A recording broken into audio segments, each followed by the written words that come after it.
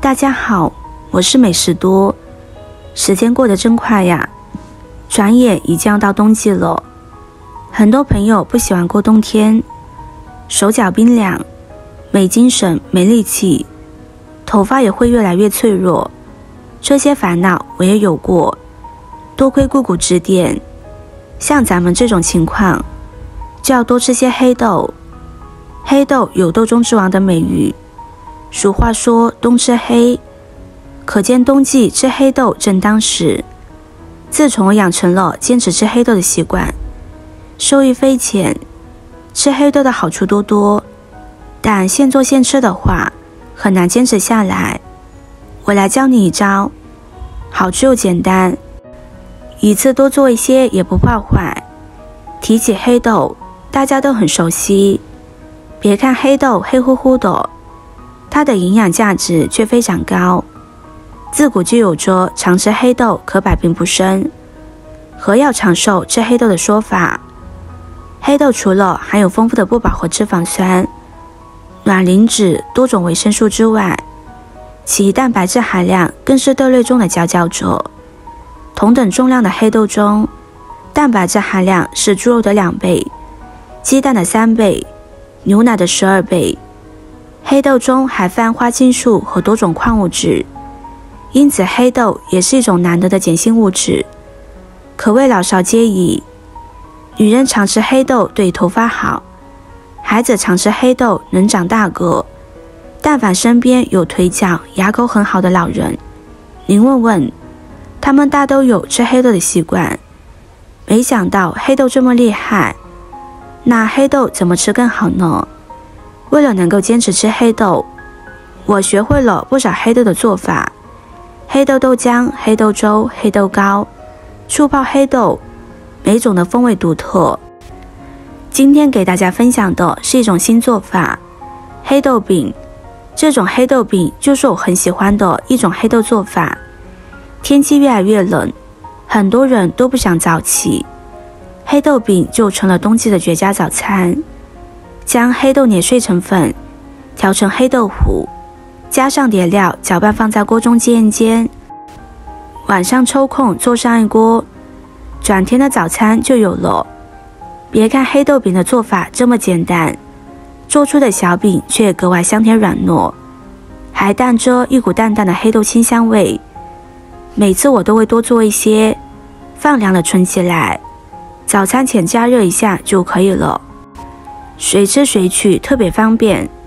快一起来看看是怎么做的吧。我们先准备30克的黑豆，将它清洗干净，用清水清洗一遍就可以，不要洗太久，让黑豆吸收太多的水分，那样就不容易晾干了。将黑豆摊开一些，放在通风的地方，把表面的水分晾干。这个时间准备一把红枣，加入面粉，把红枣清洗干净。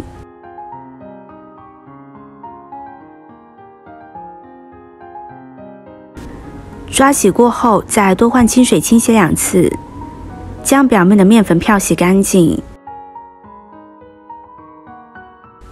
洗干净，将它捞出来，用剪刀把红枣剪成小块，顺便去除枣核。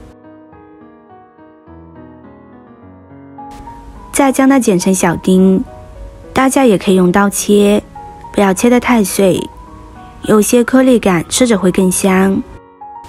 接着再准备一把葡萄干，同样加入面粉，将它清洗干净。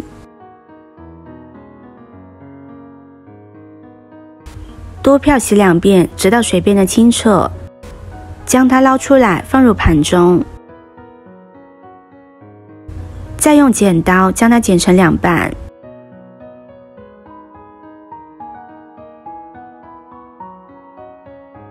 黑豆晾干之后，将它倒入破壁机中，把黑豆碾碎。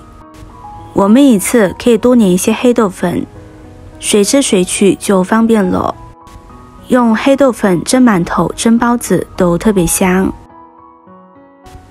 打好之后，取出适量的黑豆粉放入碗中，再加入适量的面粉。黑豆粉和面粉的多少可可以根据自己的口感来添加。喜欢粗粮的口感就多加点黑豆粉，接着再将准备好的配料全部加进来，再加入适量的奶粉，3克酵母粉，然后往里边加入适量的清水，将它搅拌均匀。朋友们、家人们，视频看到这里了，麻烦您动动您发财的小手，帮忙点一个免费的 like， 对您来说只是举手之劳，对我来说可以高兴的睡不着觉。现在这个视频就辛苦您点赞转发一下吧，非常感谢大家的支持和鼓励。最后搅成这样的糊状就可以。下面往锅中加入适量的食用油，舀上少许的面糊放入锅中，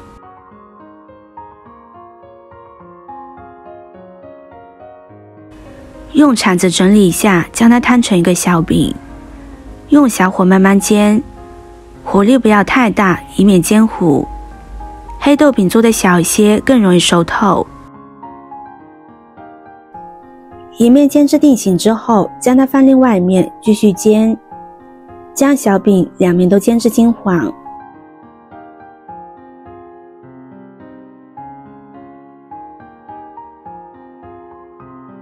最后就煎至这样，两面金黄就可以出锅了。像这样非常简单的黑豆饼就制作完成了，非常适合现在的天气吃。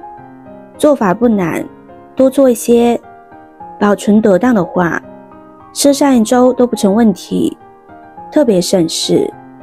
早餐吃上几个，满满的蛋白质，既解馋又方便。马上就要到冬天了，大家一定要多吃一些黑豆。像我这样做，把黑豆碾碎再调成糊，放到锅里一煎，几分钟功夫不到，一道香甜又营养的小饼就制作完成了。黑豆虽然营养丰富，但在制作的过程中还是要搭配其他食材，多样化的饮食才能营养均衡。像这个黑豆小饼所用到的食材就很丰富，用来当做早餐是非常不错的。黑豆尽量在早餐或者午餐时吃，睡前不适合食用。黑豆比较温和，所以适合大部分人群食用。喜欢的朋友就收藏起来试试吧。今天的分享就到这里了，视频看到这里了，麻烦各位哥哥姐姐动动小手给我点个赞吧。